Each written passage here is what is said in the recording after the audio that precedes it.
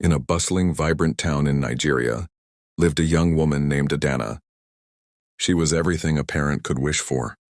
Brought up with love and tradition, she walked with a grace that seemed to whisper stories of her heritage. Her laughter was like the jingle of cowrie shells, and her heart was a well of kindness. She was taught that a woman's strength lay not just in her ability to nurture a home, but in the wisdom she carried in her spirit. Adana was a gem, polished by the careful hands of her family. Now not too far away, in that same sprawling city, a young man named Emeka was carving out his own path. Emeka's story was different. He was raised by a single father, a man as tough and resilient as an iroko tree. His father taught him that a man must be a provider, a protector, the unshakable rock of his family. But in these lessons, a subtle belief took root in Emeka's mind. The idea that men were inherently superior, that their voice should always be the loudest in the room. He carried this belief not with malice, but as a simple, unquestioned truth passed down from a man he deeply respected. Life, as it often does, had its own plans for them. Adana went off to university, her heart full of dreams. It was there she met a boy who painted her skies with promises and starlit nights. She fell deeply and completely, only to have her world shatter. He left her, leaving behind a silence so loud it broke her heart into 1,000 pieces. The experience built a wall around her heart, brick by painful brick. She promised herself she would never be that vulnerable again. And that's when Emeka walked into her life. He saw her sitting alone one afternoon on campus, the world buzzing around her, but she was in a universe of her own. He was drawn to her quiet strength, the hint of a storm behind her calm eyes. He introduced himself, his voice confident, his smile easy. But Adana was not impressed. She saw him, and all she could see were the ghosts of past promises. She was distant, sharp, and guarded. Every attempt he made to get closer, she pushed him away. For weeks, Emeka persisted. He wasn't used to being turned down, and her resistance only intrigued him more. He'd bring her roasted corn from the street vendor she liked, leave notes in her textbooks, and wait for her after her classes, just to walk with her in silence if she didn't want to talk. He gave her space but never disappeared. He didn't try to break down her walls with force like his upbringing might have suggested. Instead, he simply sat outside them, showing her he was patient, that he was different. Slowly, cautiously, Adana started to notice the sincerity in his eyes. She saw a kindness that went beyond his confident exterior. One evening, as they shared a meat pie under the stars, she finally told him about her heartbreak. Emeka listened. He didn't offer solutions or tell her to be strong like a man was supposed to. He just listened, and in his silence she felt seen. He said, "I cannot heal your past, Adana, but I can promise to be careful with your present." He was charming, no doubt, with that confident smile that could light up the whole of Lagos. But at that time, my world was simple and tightly wound around one thing: my future. I was a final-year university student, juggling lectures, part-time tutoring, and endless projects. My mother used to say, "Adana, men will always be there, but your degree comes once." I believed her. I wanted to make something of myself before anything, before love, before marriage, before babies. But Emeka had a way of showing up when I least expected it. He wasn't loud or boastful like other guys. He didn't bombard me with constant messages or flashy gifts. His kind of persistence was quiet, almost patient, like water carving its path through stone. He'd appear at the library with an extra cup of coffee saying, "I thought you could use this. You look like you've been fighting with your textbooks." Sometimes, after a long day of lectures, I'd find him waiting outside the department building, pretending to scroll on his phone. But I always knew he was waiting for me. And when he walked me home, he didn't talk too much. He listened, really listened. Slowly, he became a constant presence in my life, a calm, steady tide I didn't realize was drawing me in, falling slowly. Eventually, I caved. I said yes to one date. Nothing fancy, just suya at a roadside stand and soft drinks from a cold cooler. But we laughed until our stomachs hurt. That one date turned into 2, then 3, then 10 until I stopped counting. He had this way of making ordinary moments feel special, like the world could stop spinning for a minute and it would just be the two of us, caught in that soft Lagos twilight. At the time, I had no idea about his past, the things he carried quietly behind his easy smile. I didn't know about the girl before me or the pregnancy he had walked away from. I didn't know there had once been a frightened young woman forced to face motherhood alone while Emeka, out of fear, ran. All I saw was the man in front of me, Hardworking, passionate, kind. And in him I saw my future. Our love grew like a well-watered plant, steadily, without rush, but deeply rooted. I could see it all. Our graduation, our first apartment, our dream jobs, our children running barefoot through the garden. It felt destined. Too perfect, maybe. But when you're in love, you don't question perfection. You just hold on to it. University days and shared dreams. Those days were full and fast, and I believed him. What really drew me in was his drive. Emeka was not lazy, never. Even with his limited means, he had a hunger for more. He was always chasing a dream. One week he was selling sneakers online, the next he was pitching a business idea to a friend. It wasn't about greed, it was about purpose. He supported my dreams just as much as he chased his own.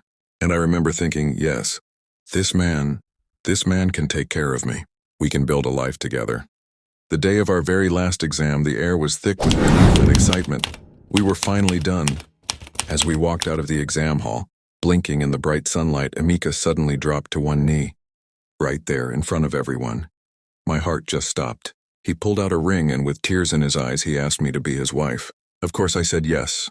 I was screaming, crying, laughing all at once. It was the perfect end to our university chapter and the perfect beginning of our forever. The months after graduation were a whirlwind of joy and planning. We were designing our wedding, picking out colors, tasting cakes, all of it. And through all the stress and the occasional disagreements that come with planning a big Nigerian wedding, he never once raised his voice or his hand to me. He was always gentle, always respectful. That solidified it for me. I knew I had chosen a good man. There was one thing, though. Emeka really wanted me to get pregnant before the wedding. He was so eager to start our family. He'd say, "Adana, imagine our baby as the little chief bridesmaid or groomsman at our wedding." I wanted it too, but it just didn't happen. Every month there was a quiet disappointment. But Emeka would just smile, hold me close and say, "Don't worry, my love. It will happen after we are married. God's time is the best." I held on to that belief. When Adana walked down the aisle, radiant in her white gown, she carried more than a bouquet. She carried a quiet, hidden hope that she was already carrying their child. Her smile that day was wide and genuine, the kind that lit up her whole face. Friends said she glowed like the morning sun. Emeka's eyes never left her. He looked like a man who had found the missing half of his soul. When the priest declared them husband and wife, his kiss lingered, slow, reverent, full of promise. They were the picture of love, the kind that inspired others. Everyone said theirs was a match made in heaven. Emeka, the architect with a gentle heart, and Adana, the school teacher whose laughter made even the most stubborn student smile. Their wedding photos were framed and hung in the sitting room, a testament to joy. But when the wedding bells faded and the days turned to months, a different rhythm set in. 1 month, 6 months passed. 6 full cycles of hope and disappointment. The big, beautiful house Emeka had built, with its wide veranda, manicured lawn, and the sound of birds at dawn, began to feel too large for just 2 people. The laughter that used to echo in the rooms grew faint. The silence became a living thing, settling into corners, wrapping itself around their evenings. At first, they brushed it off. "It's still early," Emeka would say, holding her hand as they walked through the garden in the evenings. Adana would smile weakly and nod. She wanted to believe him. Every delay, she told herself, was just God testing their patience.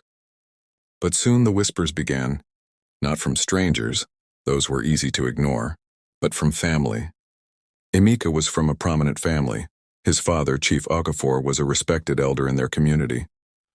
At family gatherings, Adana could feel the weight of their stares. The conversations would pause ever so slightly when she entered the room. The women would exchange glances, their smiles polite but sharp-edged. His parents began to ask questions in that soft, dangerous way elders do. "Emeka, my son," his father would begin after dinner, his voice low. "The elders are asking, and your mother too. A man's legacy is his children. Has your wife, is there any news?"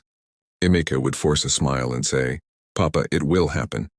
God's time is the best." But each time he said it, a new crack formed somewhere deep inside him. For Adana, every month became a war zone of hope and heartbreak. The first week after her period ended, she would be full of faith, counting days, tracking ovulation, whispering prayers at dawn. By the second week, she'd become hypersensitive to every twinge, every imagined symptom, She'd rush to the bathroom to check, her heart racing at the slightest nausea, only for her hopes to crumble once again when the familiar cramps came. The sight of blood each month was her private funeral. She'd lock herself in the bathroom, turn on the shower, and let the sound of running water drown out her sobs. When she emerged, her eyes red and swollen, she'd force a smile and tell Emeka, "Maybe next month." He'd pull her close, press his lips to her forehead, and whisper, "Adana, my love, it's us against the world.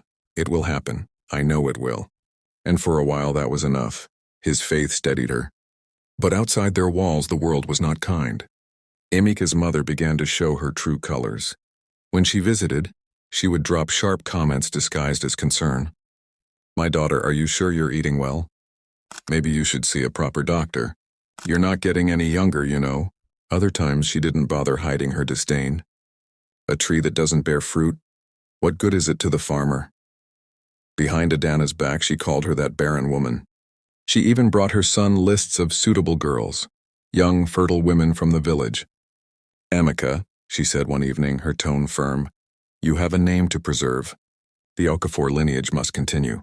You are my only son. Don't let this woman's curse end our family line." Emeka exploded that day, something he rarely did. "Mama, don't ever speak about Adana like that again." But even as he shouted, guilt clawed at him. He loved his mother, he loved his wife, and he was being torn in two. 1 year became 2. 24 cycles of hope, 24 brutal crashes.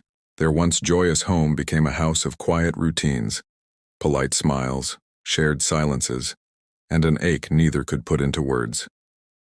Adana withdrew from her friends. Baby showers became unbearable. Church services felt like trials. Every sermon about fruitfulness pierced her heart. When mothers lifted their babies high during blessings, she'd lower her head, fighting tears. Desperation drove her into the hands of traditional healers. Her handbag clinked with bottles of herbs, roots, and oils that promised fertility. The sterile white walls of hospitals had begun to feel like prisons of disappointment. Endless tests, pitying smiles from doctors, and the same conclusion every time. "There's nothing wrong. Just keep trying." But Adana was tired of trying, tired of waiting, tired of watching her dreams bleed out every month. So she began a frantic pilgrimage through the back streets and villages, a desperate tour of herbal centers and shrine-like huts where women spoke in whispers and promised miracles from clay pots. "Drink this," one said, handing her a small calabash filled with a murky, bitter liquid that smelled of roots and smoke. "It will cleanse your womb. The spirits must first wash away the dust before new life can settle." Adana drank it, her face twisting in pain, the taste burning down her throat. She clutched her stomach, but she didn't stop. The next healer gave her bundles of dried leaves wrapped in palm fronds. "Boil this with water from the river before sunrise. Drink it while facing east. Say your husband's name 3 times before the first cock crows." She did. Her friends, too, tried to help in the only way they knew how. They would visit her after church, their voices full of well-meaning pity.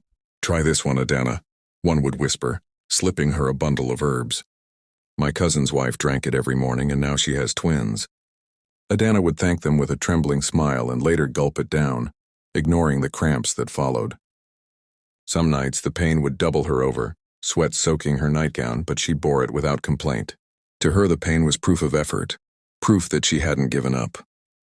She would endure anything, any ritual, any brew, any agony, for the chance to cradle her own child. But as Adana waged her silent, painful battles, something else was dying quietly in her home. Emeka, the man who once looked at her with unshakable devotion, now watched her with a growing sense of resentment. The softness in his voice began to vanish. His patience, once deep as an ocean, had run dry. At first it was small, the little sighs when she mentioned doctor's appointments, the way his eyes drifted when she brought up prayer sessions or new remedies. But soon the words turned sharp. "You're wasting money on nonsense again," he snapped one evening when she came home with yet another bottle of herbs. "It's not nonsense," she said quietly. He laughed bitterly. "Then where is the result, Adana?" "Where?" Her lips quivered, but she said nothing. The sweet names he used to call her, Nkem, my sunshine, my Adeze, were replaced by silence, then by words that cut deeper than knives. "Baron," he hissed one night during an argument, his voice low but lethal. The word hung in the air like a curse, slicing her open. She stared at him speechless as though the world had tilted. In that moment she saw it. He no longer saw her. Not Adana, his wife, his companion, his laughter. He only saw an empty womb, and once that word left his lips, it took root. It echoed in her head at night, in the quiet moments when she was alone. She began to wear it like a cloak of shame, heavy and suffocating. The outside world was no kinder. Emika's friends, sitting around bottles of beer, began to plant poison in his heart. "My guy," they'd say, clapping him on the shoulder. "How long will you wait? You need an heir. Find another wife, a fertile one. No be your fault, sometimes these things happen." Their voices fed the doubt already gnawing at him. The pressure became a chorus wound from his friends, his uncles, his own mother. "You're a man," they told him, "prove it." And in his mind, the fault could never be his. No, never, after all, he had proof. Back in university, there had been a girl. A brief, reckless fling that had ended badly. She'd gotten pregnant. And though it was a scandal they buried quickly, it remained a badge of validation for him. He had been young, foolish, but it was evidence. He could father a child. He had fathered a child. So the conclusion was simple, inescapable. The problem had to be Adana. As this belief hardened in him, something fragile in their marriage cracked. Their intimacy, once tender and full of laughter, turned mechanical, strained, and finally non-existent. Their bedroom, which once echoed with whispers and promises, grew cold. At night, Adana would lie facing the wall, listening to his steady breathing, wondering when their love had become so quiet. On the rare nights he reached for her, his touch felt unfamiliar, impatient, perfunctory, almost resentful. And sometimes his body betrayed him. His erection would falter and frustration would cloud his face. He'd curse under his breath, shove away from her, and roll over. Adana would try to comfort him, whispering, "It's okay, my love, we can try again tomorrow." Gentle, after 6 years and 6 long, agonizing years of trying, I was done. Completely and utterly exhausted. Every month had become a cruel ritual. The counting, the waiting, the hope, and then the crushing disappointment. My life revolved around ovulation calendars, doctor appointments, prayers, and whispered promises to myself that next month would be different. The test kits became my enemies, those tiny sticks of plastic that decided my fate. I'd take them in the early hours, my hands trembling, watching the window like it held my future. And every time just one line, always one line. Each negative result took a piece of me with it. The whispers from family made it worse. They came coated in politeness but were laced with poison. "Adana, maybe you should try this herb." It worked for my cousin's friend. "Adana, have you prayed harder? Maybe you've offended God somehow." "Adana, maybe you should let your husband marry another woman. Just to have a child. You'll still be the first wife." I had tried everything. Prayers, fasting, doctors, healers, herbs, anointed oils. Even strange rituals I now hated to remember. And yet here I was, 6 years later, still childless, still broken, still bleeding in places no one could see. Days passed. I tried to fill the emptiness with routine. I woke up, went to work, taught my students, smiled when they hugged me. But every small hand I held reminded me of what I didn't have. I went through the motions, but I felt hollow inside, like I was just existing. Then one sunny afternoon, something changed. I was walking through the marketplace, lost in thought, when I heard someone call my name. "Adana." I turned, squinting against the glare, and there she was. Kioma, my old friend, my sister in sorrow. The woman who used to cry on my shoulder about her empty womb, who once said she envied even my patience. And now she was glowing, literally glowing, like the sun itself had taken residence beneath her skin. Beside her stood a little boy, no more than 4 years old, his small hand clasped tightly in hers. He had her eyes, bright, curious, full of mischief. My breath caught in my throat. "Kioma," I gasped, running to her. We hugged tightly, laughter spilling out between us. But even as I smiled, my heart ached. When we finally pulled apart, I looked at her son, speechless. "Kioma, is this your son?" She nodded, tears gathering in her eyes. "Yes, Adana, my miracle." For a moment I couldn't speak. My hands trembled. The last time I'd seen her, she was broken, just like me. How had she crossed the line between despair and joy? I swallowed, voice trembling. "Kioma, how did you—" She smiled, a soft, knowing smile that spoke of long nights and prayers that had finally been answered. She told me about a fertility clinic. Not one of those places that threw around medical jargon and left you more confused than before, but a center where they actually listened. A place that gave her answers and eventually her son. "It's different, Adana," she said gently. "They found what everyone else missed. They gave me hope again." She pulled out a small piece of paper from her purse, wrote down the name of the hospital, the People's Doctor Medical Center, and pressed it into my palm like a sacred gift. "Just go," she whispered, "one more time. Please don't let your faith die yet." For the first time in years, something flickered inside me, something fragile but alive. That night, my heart was pounding so hard I could barely breathe. The words on it glowed in the dim light, full of promise. When Amika came home, I waited until after dinner to speak. "Emika," I began softly, "I met Kioma today." He looked up briefly. "Kioma?" "Yes. She has a son now." He froze, his spoon hovering in midair. "A son?" I nodded. "She told me about a hospital, a fertility clinic that helped her. She said they could help us too." I held out the paper with trembling fingers. He stared at it for a long moment before letting out a dry, humorless laugh. "Adana, please, not again.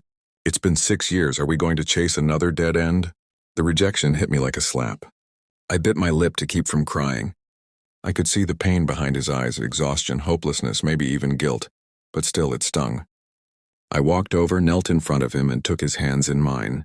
"Please, Amika, just one last time. For me.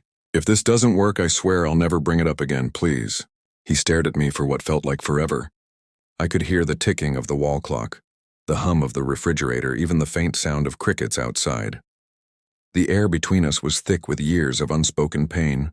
Finally, he sighed, a deep, heavy sigh that came from the bottom of his soul. He looked down at me and nodded slowly. "Okay, Adana." After what felt like an eternity of begging, pleading, and praying, Emeka finally looked at me, a flicker of something I hadn't seen in years in his eyes. He sighed, a heavy, weary sound, and said, "Okay, Adana. One last time, we'll go tomorrow morning." My heart leaped. Just that one okay felt like the first ray of sunshine after a 6-year-long storm. I didn't sleep a wink that night, a mix of hope and sheer terror churning in my stomach. Was this it? Was this the time we would finally get an answer? The next morning, the air in the car was thick with silence. It wasn't the comfortable silence of a long-married couple. It was a tense, fragile quiet, like one wrong word could shatter everything. Emeka stared out the window, his jaw tight. I just focused on the road, my knuckles white on the steering wheel. When we arrived at the clinic, it felt different this time. It felt final. We went through the motions, the familiar routine of consultations and tests. I went first, the cold gel on my stomach, the whirring of the machines, all things I'd grown numb to. The doctor came back with my results, a kind smile on her face. "Adana," she said gently, "everything looks perfect. You are perfectly healthy." A wave of relief washed over me, but it was quickly replaced by a knot of dread, because if it wasn't me, then it was Amika's turn. He was in there for what felt like hours. When he finally came out, his face was pale, ashen. The doctor called us both into her office. She didn't waste any time. "Emeka," she started, her voice soft but firm, "the tests show you have a condition called varicocele. It's led to, well, there's currently a 0 sperm count. 0. The word echoed in the sterile room, bouncing off the walls and lodging itself in my throat. 0. Emeka just stared, his mouth slightly open. I saw the shock, the disbelief, then the pure, unadulterated horror dawn on his face. This man, my proud, strong husband, who had carried the weight of our family's expectations, who had in his own moments of pain and frustration, pointed the finger at me for 6 long years. The doctor continued, talking about surgery as the only viable option, but her voice sounded distant, like it was coming from underwater. All I could see was Amika's world crumbling. The drive home was even quieter than the drive there. I kept glancing at him. He wouldn't look at me. He just stared at his hands, his shoulders slumped in a way I'd never seen before.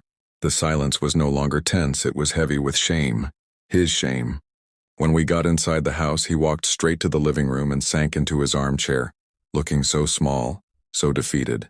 The weight of 6 years of accusations, of subtle blame, of making me feel like I was less of a woman, was all there on his face. My anger, the resentment I had harbored for so long, just melted away. All I saw was my husband, broken and hurting. I walked over to him, sat on the arm of the chair, and gently placed my hand on his shoulder. He flinched but didn't pull away. I leaned in and whispered, "Hey, it's okay. He finally looked up, his eyes glistening. "It's not just my problem or your problem," I told him. "It's our problem, so we'll fix it. Together. Let's start planning for the surgery." A single tear rolled down his cheek, and in that moment something shifted between us. The blame was gone. It was just Adana and Amika against the world again. It wasn't easy. We had to gather every kobo we had, borrow from family, and sell some of our valuables. But we did it. The day of the surgery, I sat in the waiting room, my prayers more fervent than ever. It was a success. The weeks of recovery were long, but we got through them. Then came the day of truth, another test. We went back to the clinic, holding hands this time. The doctor came back with the results, a cautious but hopeful smile on her face. "It's not a lot," she said, "but we have a count. There are a few sperm, it's a start." She handed us a prescription for medication to help boost the count. As we walked out of that clinic for the first time in 6 years, the sun felt warmer, the air felt lighter. Amika squeezed my hand, a silent thank you, a promise, a new beginning. We still had a long journey ahead, we knew that. But we finally had a map, and most importantly, we were finally walking the path together. Something had changed in Amika. At first it was subtle, a lightness in his step, a new spark in his eyes, a warmth in his voice that Adana hadn't heard in years. The man who had once withdrawn into silence now laughed again, freely, easily. He looked younger somehow, more alive. And then there was the other change. The one Adana noticed first in the soft hours of the night. His touch, it was different. Amika's hands, once hesitant, detached, now sought her constantly, as if rediscovering the woman he had once loved with abandon. His kisses lingered longer. His body was eager again, full of life and hunger. The hesitation, the cold distance that had lived between them for so long, melted away, and when they came together, it was as though time itself turned back. Their bed, once a silent witness to years of frustration and tears, came alive again. The house echoed with laughter, with whispered words in the dark, with the rhythm of two people remembering what love felt like when it wasn't heavy with sorrow. Amika couldn't keep his hands off her. He would come home from work, drop his bag by the door, and pull her close before she could even greet him properly. His lips found hers, urgent and tender, as if afraid to waste another second. Adana, caught between surprise and joy, let herself melt into it. After years of rejection, of feeling invisible and unwanted, she was finally desired again. The ache that had lived quietly inside her began to fade. She glowed. It wasn't just about the sex. It was deeper. A rekindling of connection. A quiet healing of wounds that had festered between them for years. They talked again. They teased each other. They prayed together before bed. The tension that once filled their home dissolved, replaced by the kind of peace Adana had almost forgotten existed. And this new season of passion wasn't fleeting, it lasted. Days turned to weeks and weeks to months. Their love burned bright, steady, and sure. For the first time in so long, Adana allowed herself to believe that maybe, just maybe, the worst was behind them. Then one morning, less than 4 months after that pivotal doctor's appointment, something unexpected happened. Adana was standing in front of the mirror, brushing her hair, when a thought flashed through her mind. She froze mid-motion, her heart skipped. Her period, her pulse quickened. Could it be? No. She couldn't dare hope. Hope was dangerous. Hope had broken her too many times. But still, and she knew her body, something was different. By the end of the second week, she couldn't take it anymore. Her heart was pounding so hard she could barely breathe as she walked to the pharmacy. She stood before the shelf, staring at the row of test kits. How many times had she bought these same boxes? How many times had she walked home clutching one, praying for a miracle? She picked one up anyway. That evening, the house was quiet. Amika was at the dining table eating dinner, flipping absently through his phone. Adana stood in the bathroom, clutching the small white stick. The seconds crawled by, each one an eternity. When the faint line began to appear, she blinked, thinking her eyes were deceiving her. Then another line joined it, faint but unmistakable. 2 lines, her knees nearly gave way. She sat on the cold tile floor, covering her mouth to keep from crying out. Tears spilled down her cheeks, tears of disbelief, of relief, of gratitude. After 6 long years of heartbreak and empty wombs, the impossible had happened. She stayed there for a long time, whispering, "Thank you, Jesus," over and over, her hands trembling. Then she wiped her tears, took a deep breath, and walked into the living room. Amika looked up, his spoon halfway to his mouth. "Adana, what is it?" She didn't speak. Her voice had abandoned her. She simply walked over to him, her hand shaking as she held out the stick. He frowned, confused, and took it from her. Then he saw it, 2 lines. Amika just broke. The fork dropped from his hand with a clatter. He put his head in his hands and burst into tears. Not tears of sadness, but tears of pure, unadulterated joy and relief. The kind of tears that wash away 6 long years of pain, of questions, of wondering if this day would ever come. Finally, they were going to have their own child. Now, I won't lie to you, the pregnancy journey wasn't all sunshine and roses. It had its own challenges, its own moments of fear and anxiety, but every single second was worth it. Every bit of morning sickness, every ache, every sleepless night was a reminder of the miracle growing inside her. And then the day came. After 9 long months, Adana gave birth. They welcomed a beautiful, healthy baby boy into the world, their son. The physical proof of their love, their resilience, and their faith that never completely faded. Their long, painful wait was finally over. Their family was complete. Thanks for watching. Kindly like, share with friends, and subscribe for more amazing stories.